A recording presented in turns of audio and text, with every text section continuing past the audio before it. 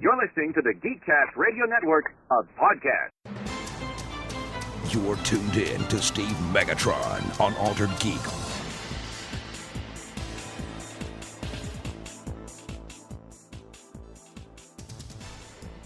Hello, Steve Megatron here, and I'd like to first off sound off on this episode saying that I apologize for the audio quality, but unfortunately there were some complications with Windows 10. I didn't realize that my audio recording was pulling through my webcam, which is odd, instead of my standalone USB microphone on my desk. So yeah, that's why I sound not as good as our guest. But I guess the guest is the important part, so yeah. So I just wanted to sound off on that, so enjoy the episode.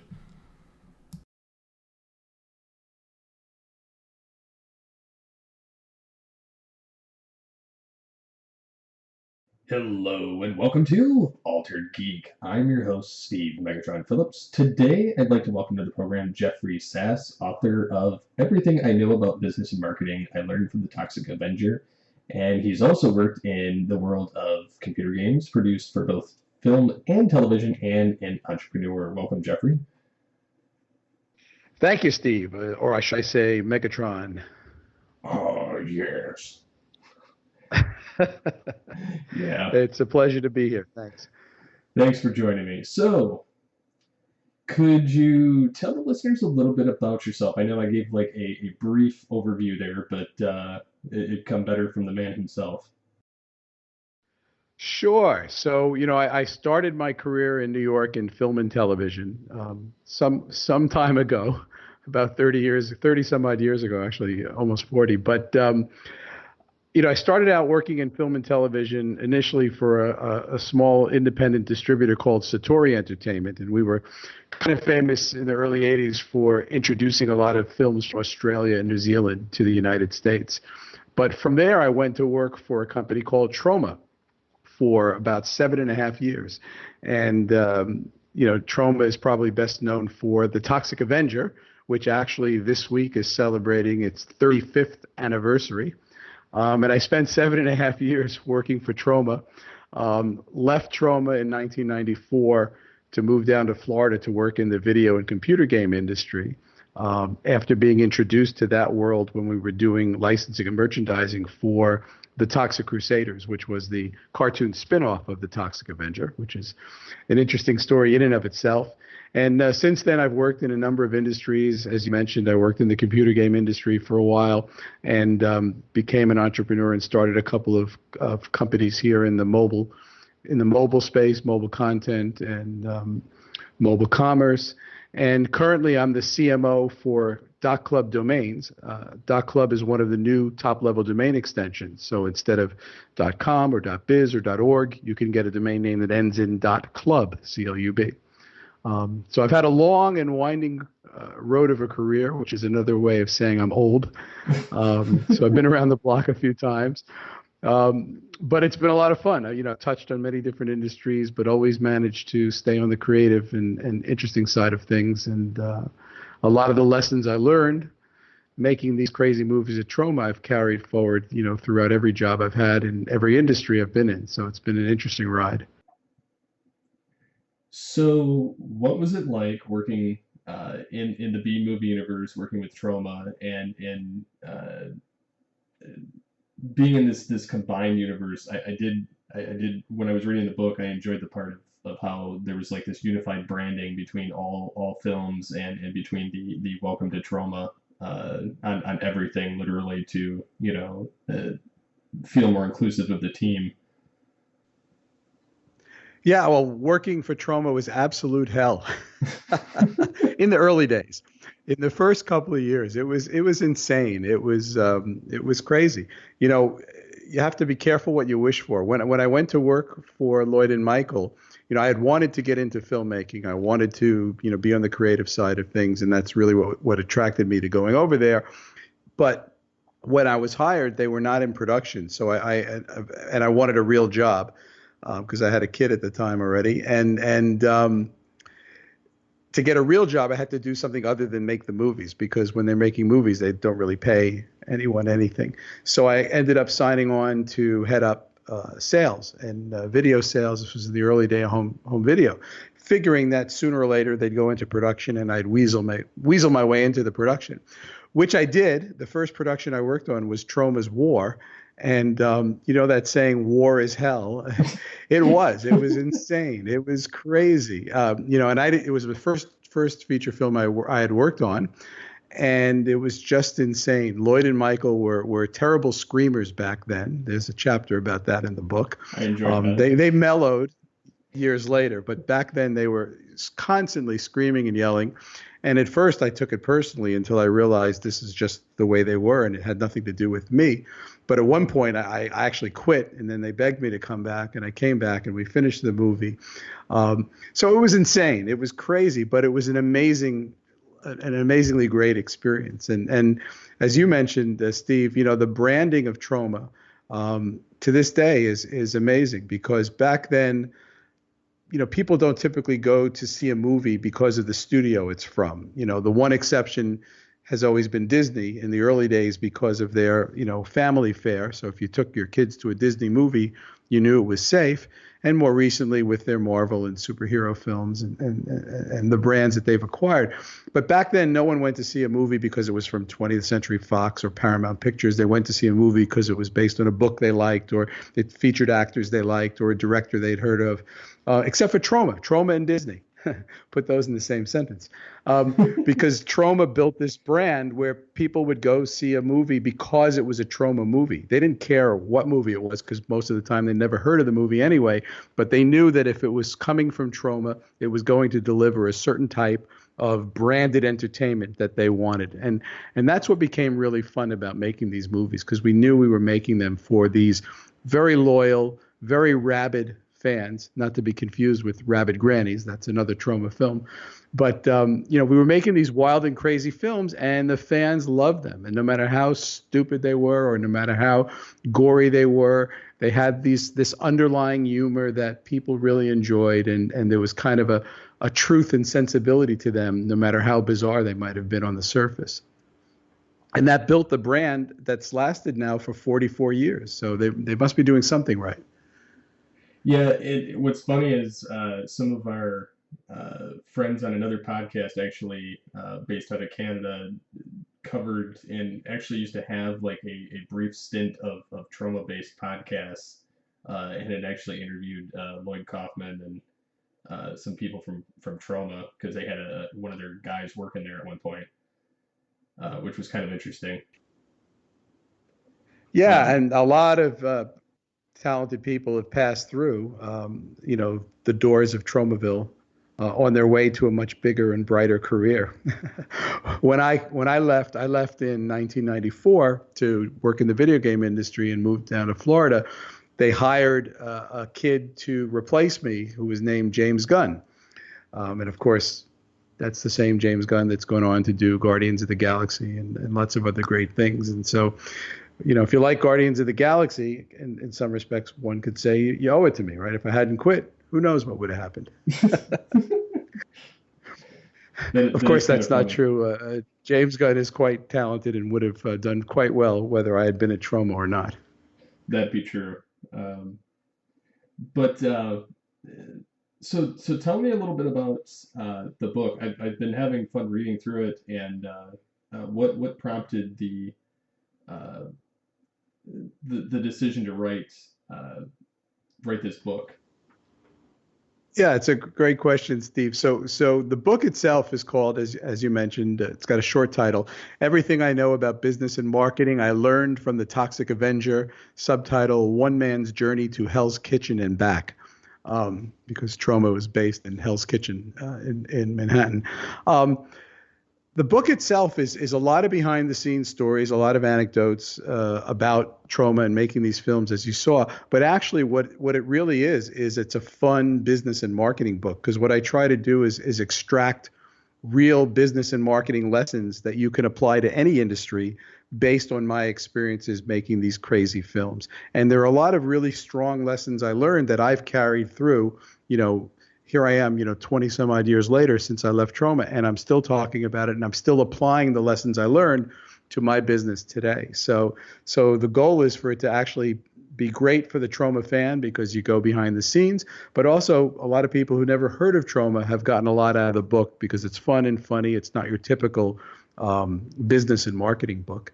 And to answer your question about, why I ended up writing it, especially after all these years, about 5 or 6 years ago, I was a pretty active dad blogger and went to a lot of events, influencer events, et cetera. And I was at an event for Ford out in Michigan, and they had one night something called an Ignite presentation night. And an Ignite presentation is a very strict format. You basically get 5 minutes and 20 slides, and every 15 seconds, the slides change on their own. So you're not in control of the slides when you're giving your presentation. So you really have to think it out and time it.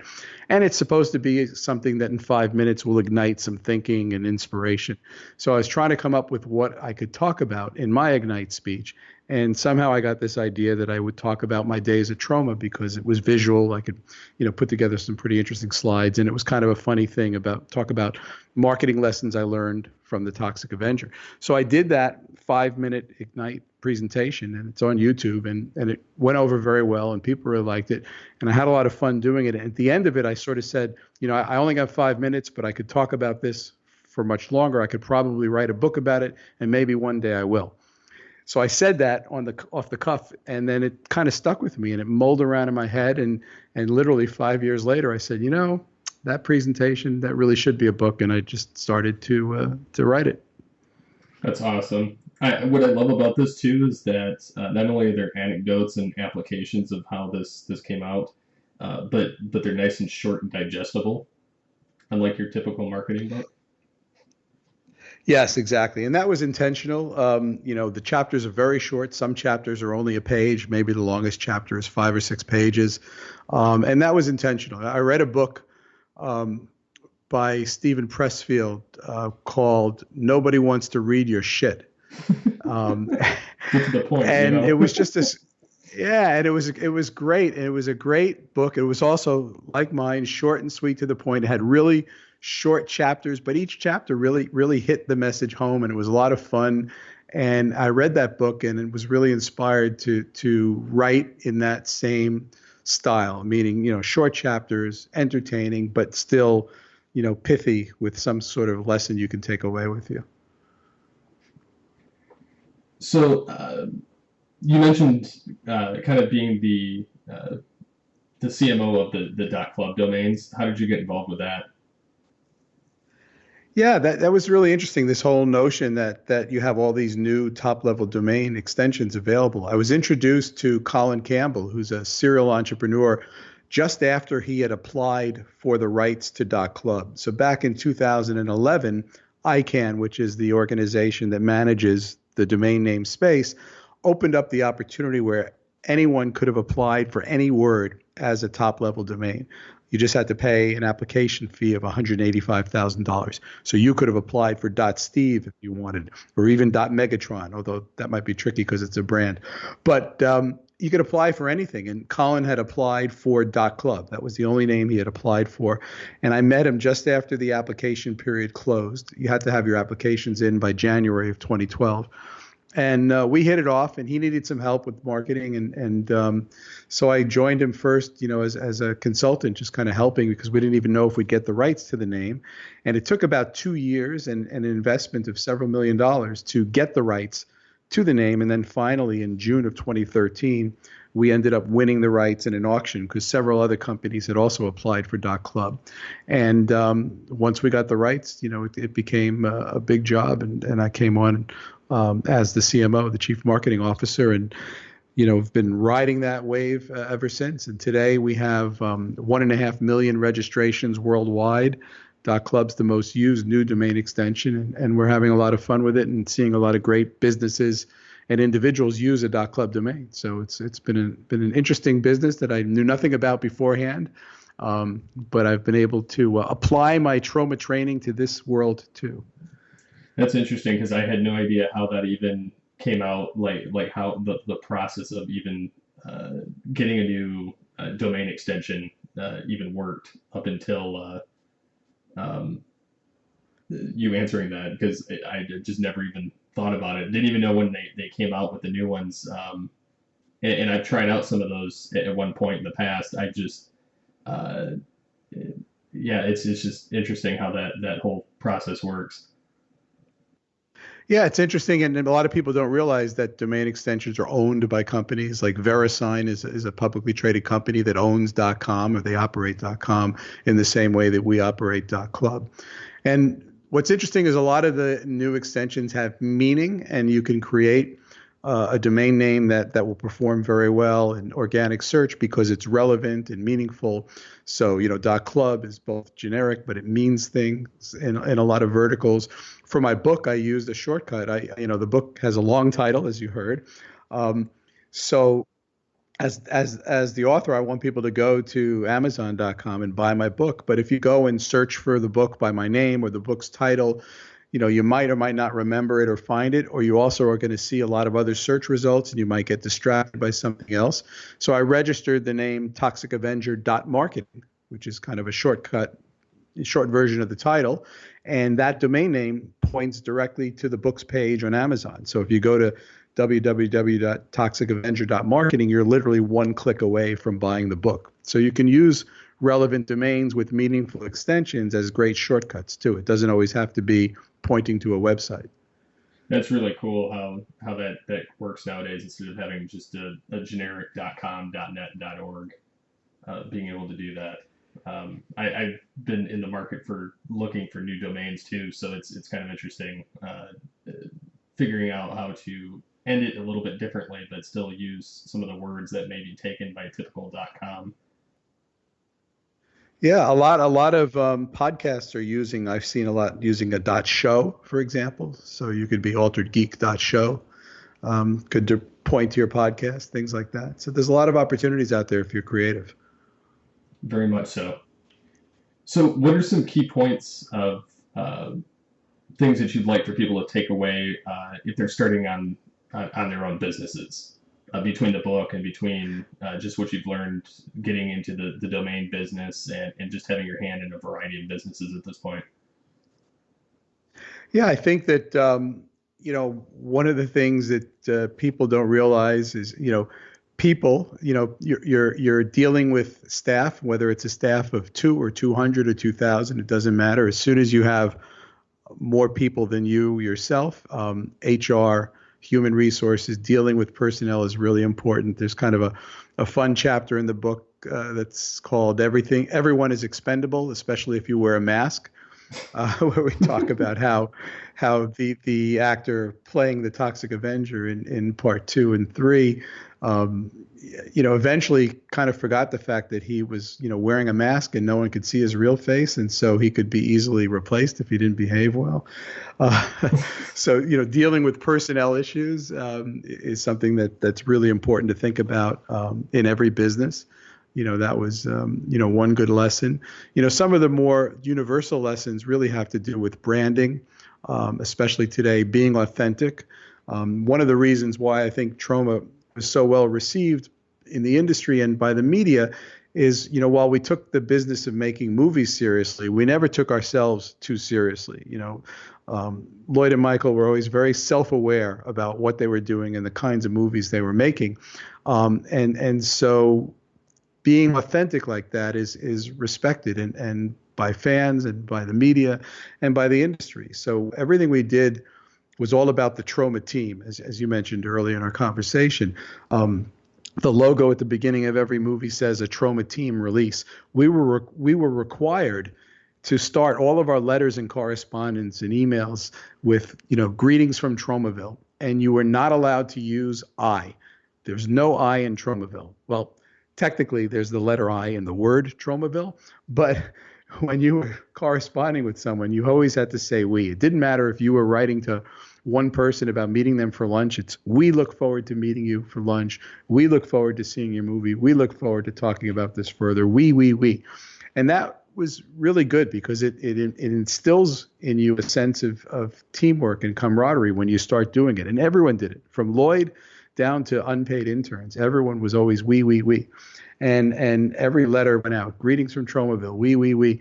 And that changed the way people looked at us. It changed, the way reviewers thought about Troma. Who is this crazy little studio in New York that says greetings from Tromaville? What's Tromaville? And it just made us stood out. And that kind of sense of being a part of something that's bigger than yourself is really important in building a corporate culture, right? Mm-hmm. And culture is something that, Troma did very well. You have to have a purpose when you're building your company's culture. And again, it doesn't matter if it's a company of 2 or 3 people or 2,000 or 3,000 people. Everyone has to be on the same page. And the best way to get everyone on the same page is to have a purpose, right? Culture is not about beer and pizza on Friday afternoons. It's about everyone in the company, no matter what their role is, understanding that they're part of something bigger than themselves and they're contributing to a purpose. Now, making a movie, it's pretty easy to know what your purpose is. Your purpose is to make the film, is to get through the shooting schedule and make the best film you can. Sometimes with businesses, it's a little bit more difficult to define your purpose, and your purpose is not just to make money. That's not your purpose. It's got to be something that everyone can get behind and feel good about, and keep everyone on the same page. So those are really good lessons I learned from Troma that I've applied to every business I've started or worked for. That's awesome. And that's such a great point too, just having everybody on the same page and on the same team instead of people playing different parts and trying to make themselves stand out as more important than other people. When everybody's on the same playing field, it makes everybody feel more equally inclined to get the job done. Absolutely. And along those lines, another great lesson I learned is it's important to give credit where credit is due. And in the case of making a movie, it was very easy to literally give credits to everyone. And being a low budget studio, the good news is to add names to the end credits at the end of a film literally costs nothing, right? So we can give credits to anyone. So literally anyone who touched our film when we were making it got their name in the credits. If you were delivering pizza to this one day, you'd be in the end credits, pizza delivery by so-and-so. And the end credits of Troma movies are pretty funny. You should watch them carefully. But that idea of just giving everyone credit is really important. And if you're a manager, if you have people who report to you, your job is to make them succeed. Your job is to help them and to guide them. And one of the best ways you can do that is to acknowledge them.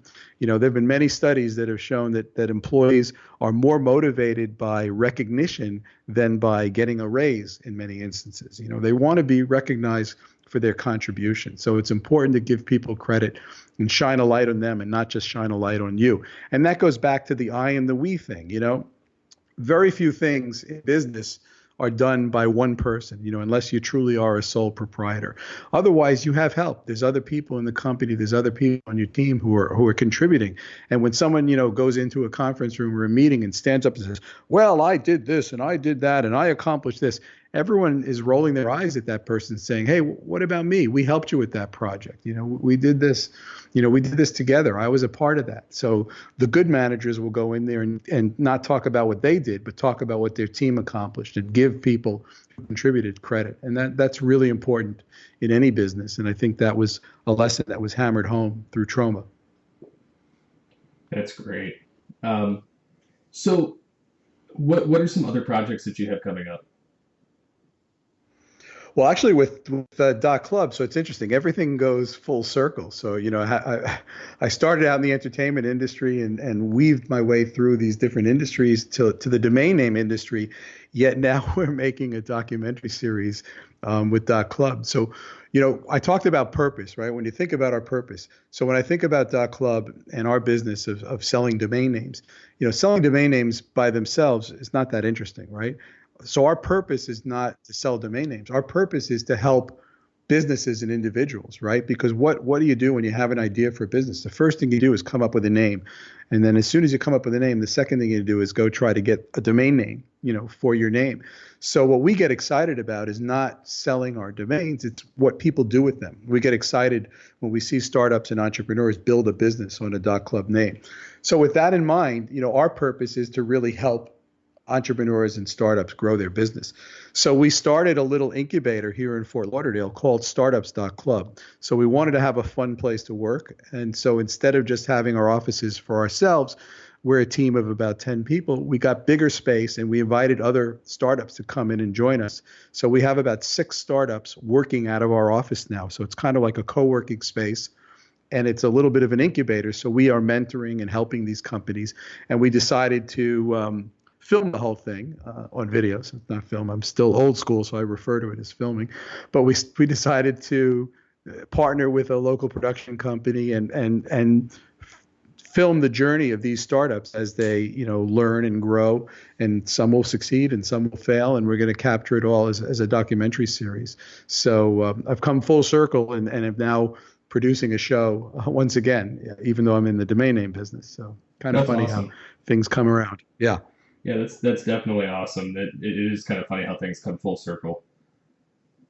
Yeah. And even, other examples in the domain industry, how I used my background from trauma in the entertainment industry. When we launched .club back in 2014, we wanted to do something interesting and big and different to get attention, something that had never been done in the domain name industry. So, thinking back to my entertainment roots, I thought of, what celebrity could we get to work with .club? And when you think of the word club, I thought of 50 Cent because of the song In the Club, right? So we actually did a partnership with 50. He lets me call him that, or Mr. Cent. We did a deal with Mr. Cent. And when we launched .club, we did a big promotion with 50 Cent. He launched a website, 50 in the .club. We had a big event in New York City where we invited all the people from the industry, from GoDaddy and the other registrars to come, and the media and the press, and 50 Cent was there. And we just did a whole big Hollywood-style launch of a domain name, which probably I never would have considered doing if I hadn't had the background, with trauma and in the entertainment industry. That is a rather unique way to promote a domain for sure. Yeah, and it was fun. We made sure that we had the right to use, 50's likeness in a promotion that the registrars could use. So all of a sudden, GoDaddy and other registrars could use 50 Cent with a picture of him saying, 50 is in the club, you can be in too, that kind of thing. So it's kind of fun, different, very different for our industry. That's awesome. So how can the listeners get a hold of you and find out more about you online as well as purchase this book? I know you've mentioned one side to purchase this book, but for any that may have missed that.